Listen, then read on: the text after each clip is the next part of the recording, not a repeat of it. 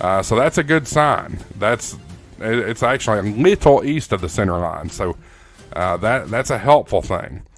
Now, what concerns me is they got a couple of items here. According to the cone, it's going to stop. It's going to get really close to Charleston and then put the brakes on, and that's quite concerning. Let's take a look at the wrap. I don't know if the wrap will take me out far enough to make a hill of beans out of this. No, wrap's not going to go far enough.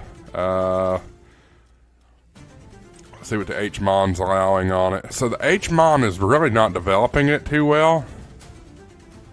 You can definitely see the circulation there. And then the HMON, however, is taking it in over Hilton Head Island.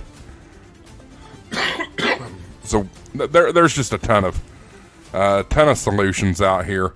What I do want to do is I'm going to take away the model data here for a minute. And we're going to look at another website that I'm a big fan of. And I do want to remind everybody that when we do have a hurricane, I do broadcast or simulcast the Hurricane Watch net right here on Ham Shack TV. So you don't have to be next to your radio. We can play it directly here.